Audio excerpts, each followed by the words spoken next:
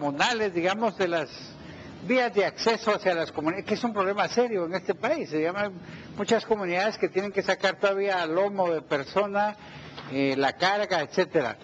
¿Hay alguna vinculación ahí con el Ministerio de Infraestructura y Transporte para este tipo de cosas?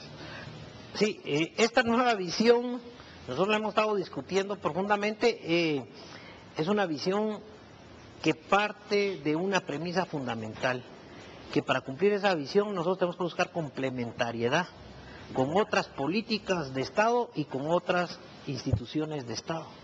Y la ley del Fondo de Tierras es claro en sus funciones porque dice que debe buscar esa complementariedad para alcanzar su objetivo. Ajá. Entonces, nosotros esta visión no la vamos a lograr si no buscamos esa complementariedad con otras políticas. La semana antepasada firmamos ya convenio con el Instituto Nacional de Bosques, el INAO, porque todas aquellas tierras que estamos dando para construir comunidades, por supuesto van a tener áreas que tienen que ser dedicadas para proteger los bosques. Ajá. Entonces ya el Instituto Nacional de Bosques va a ir porque va a dar incentivos para protección de los bosques. Y donde sean áreas para producir bosques, también va a dar incentivos para reforestación. Entonces, ahí es donde digo que tiene que ser complementaria, no solo el Fondo de Tierras. Y obviamente estamos trabajando también con otras instancias como el Programa Nacional de Resarcimiento, con quien ya vamos a firmar convenio, porque ellos tienen el tema de resarcimiento material, de darles vivienda a muchos de sus beneficiarios.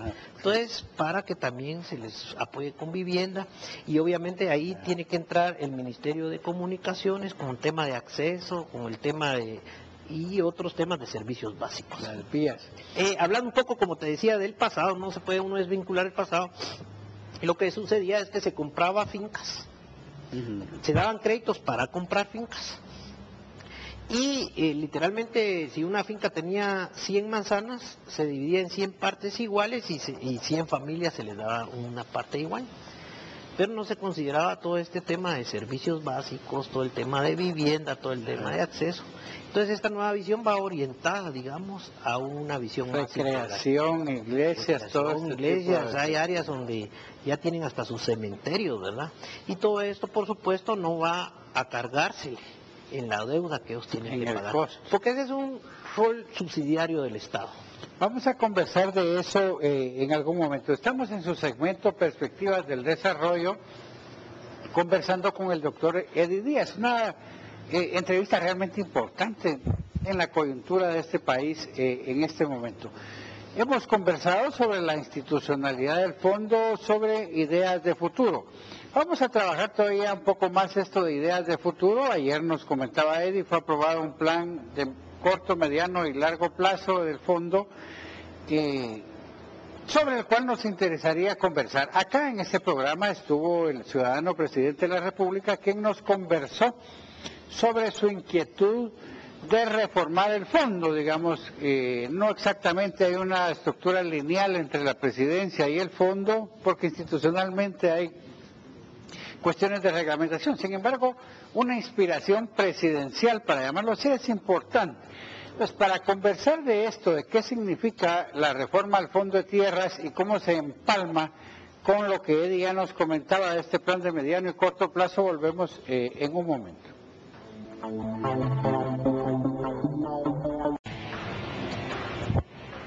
El Fondo de Tierras es una institución que efectivamente surge de los acuerdos de paz y está destinada a abordar un tema que en este país es central.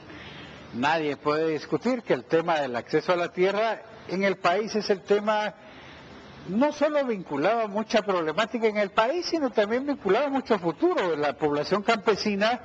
Para quienes no lo saben, entendiendo por población campesina, para efectos del programa, los campesinos de infrasubsistencia y los de subsistencia, que llegan a tener hasta 10 manzanas, tienen en este país un flujo comercial hacia el exterior o exportan al exterior alrededor de 5.000 millones de quetzales al año. Es decir, es importantísimo. Y en ese comercio la tierra juega un papel fundamental. Vamos a seguir conversando con Eddie Díaz, gerente del fondo, sobre el tema. Eddie, te decía que el señor presidente dijo en este programa que una de sus cuestiones políticas fundamentales iba a ser impulsar una reforma al Fondo de Tierras, impulsarla desde una perspectiva política, entendiendo que hay cuestiones institucionales que no son lineales, pero que en todo caso él se comprometía con eso. ¿Qué significa esta transformación o esta reforma del fondo? ¿Cómo se vincula a lo que ya nos contabas del plan de corto, mediano y largo plazo? Sí, yo creo que tú has hecho una buena inducción de este tema en el sentido de decir que ha sido una inspiración del Ejecutivo, porque el Fondo de Tierras tiene una autonomía funcional, no puede ser lineal, pero sí lo manda a coordinar con la política de desarrollo rural. Y entonces, en ese sentido, el presidente tiene una visión muy clara de la política de desarrollo rural. Y en el marco de esa política de desarrollo rural, el Fondo de Tierras está sufriendo un proceso de reestructura. Como te comentaba, el Fondo de Tierras, su máxima autoridad como ente autónomo es el Consejo Directivo, que está conformado de 7 miembros. De los 7 miembros, el Estado o el gobierno solo tiene 2 CIAs en el Consejo Directivo, que es el Ministerio de Agricultura y el Ministerio de Finanzas. Y es el Ministerio de Agricultura quien preside este Consejo Directivo a través de su ministro. Ese es el lazo, digamos, entre el presidente y el fondo, sería a través del ministro de Agricultura. Correcto, y Ministerio de Finanzas también. Apenas. Y los otros 5 CIAs o 5 votos están representados por la sociedad civil. Tenemos una representación del sector campesino, tenemos una representación del sector indígena, tenemos una representación de la Comisión Nacional de Productores Agropecuarios de Guatemala, CONADEA, una representación de las cooperativas federadas y no federadas, y una representación del sector productivo económico, que es la Cámara del Agro. Entonces son 5 votos. Entonces, como puedes ver, el gobierno no tiene mayoría. Es autónomo, pero nos manda a coordinar en el marco de la política de desarrollo rural. Entonces, en el marco de la política de desarrollo rural, que el presidente tiene muy claro y que es muy futurista, nosotros hemos comenzado también a alinear este proceso de reestructura institucional. ¿A qué se refería el presidente al tema de reformar el Fondo de Tierra? Es que estamos reestructurándolo, tanto desde su imaginario funcional, cómo debe funcionar, hasta su estructura organizativa, hasta todo el tema de instrumentos y normas. Y por eso es que te comentaba que el día de ayer nos aprobaron esta agenda estratégica, que da la direccionalidad de corto, mediano y largo plazo. Y aquí hay cambios de paradigmas, desde cómo vamos a funcionar hasta cómo estamos estructurados organizativamente y toda la aplicación de la normativa. La pregunta ahí era, ¿en qué fase están? Cuando decís, se aprobó ya este plan de mediano y largo, ¿es que ya se avanzó en cambio de paradigmas, cambios institucionales? ¿O este es el inicio, luego de 6 meses de gestión más o menos, este es el inicio? Sí. ¿En qué fase está el proceso? Sí, este proceso nosotros le hemos llamado la ruta del cambio, que lleva 5 fases. La primera fase era una fase de aprobación de nuestro Consejo Directivo como máxima autoridad del proceso, que lo tuvimos en el mes de mayo. Luego, en el mes de junio y julio tuvimos una fase que nosotros le llamamos de análisis, donde hicimos análisis del contexto en el cual se debe dar esta ruta del cambio. Hicimos un análisis de coyuntura, un análisis de tendencias, un análisis de fortalezas, debilidades de la institución, de actores. Tuvimos reuniones con todos los actores para discutir este tema. Y la fase 3 era de planificación, que el resultado final de esa planificación era esta agenda estratégica o direccionalidad. Esa fue aprobada el día de ayer.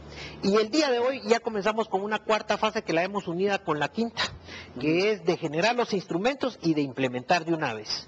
Entonces, con el Consejo Directivo del Fondo ayer acordamos que de aquí a diciembre vamos a comenzar ya a implementar y a aplicar los instrumentos, pero también ya tener resultados de esos. A eso. O sea, no es una política que va y mientras el fondo deja de trabajar, van en paralelo, lo cual es difícil, pero no se puede parar. Yo creo que ahí tú has tocado un tema muy importante que mi consejo directivo siempre ha estado muy cuidadoso, es que me ha pedido hacer este proceso de reestructura sin dejar de hacer las cosas.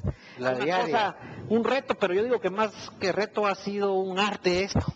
Porque yo les decía a los miembros del consejo, esto es como cambiarle la llanta Apache a un carro sin dejar que deje de caminar. Pero gracias a Dios lo hemos logrado. Ya le cambiamos la llanta al carro sin dejar de caminar y hoy por hoy, a partir de hoy ya vamos a comenzar a entregar resultados a la sociedad de esta reestructura. En esa misma línea de la conversación, Eddie, dos pinceladas sumamente importantes.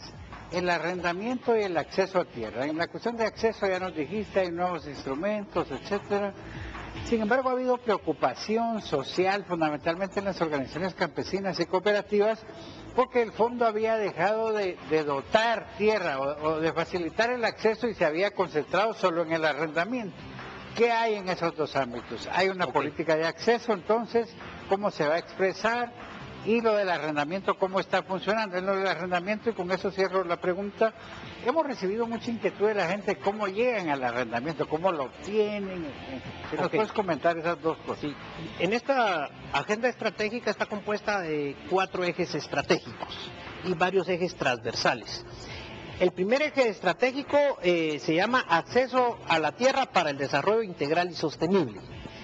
Este eje estratégico está orientado a contribuir a la gobernabilidad agraria del área rural, gobernabilidad agraria, a través de facilitar el acceso a la tierra. Y para eso hemos diseñado 5 formas de acceso a la tierra. Tenemos acceso a la tierra vía créditos subsidiados, ¿sí? Es lo que para la compra. Lo que tenemos, la gente conoce. Sí, pero trae una nueva visión de subsidios para construir comunidades. El otro es acceso a la tierra vía créditos y subsidios también para el arrendamiento, para la producción, que es lo que tú hablabas. Tenemos un tercero que es innovativo, que es arrendamiento a la tierra vía créditos, pero con opción a compra. Que hace una demanda campesina, claro, de hace años. Sí, correcto. Qué importante. Sí. Y tenemos el acceso a la tierra de tierras del Estado.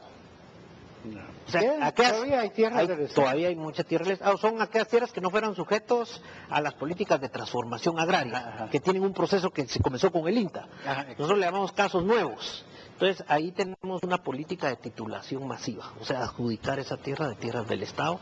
Y ahí estamos tratando que sean, digamos, motivar mucho la política de acceso a la tierra en régimen comunal, reconociendo a las comunidades indígenas que nos decían los acuerdos de paz, pues, también. Claro.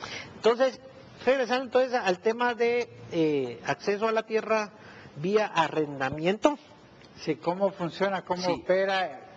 ¿Y cómo la gente puede llegar a eso? Que hemos tenido más que todo preguntas de la gente. Es correcto. Digamos que el arrendamiento, acceso a la tierra, tenemos una meta anual de 75,000 beneficiarios. Y el tema es que se les dan 2,210 quetzales anuales para que arrenden tierras para producir. Este arrendamiento tiene un subsidio inicial de 380 quetzales. ¿Qué quiere decir subsidio para...? Subsidio es que de los 2,210, cuando ellos pagan el crédito que no tiene interés, 0 intereses... Que ya no es un subsidio también. Sí, que no tenga interés ya es un subsidio. Segundo es que cuando ellos pagan el crédito no van a devolver los 2,210, sino van a devolver menos 380, que es el subsidio. Y si pagan en tiempo, se les vuelve a subsidiar otros 380 por pronto pago. Así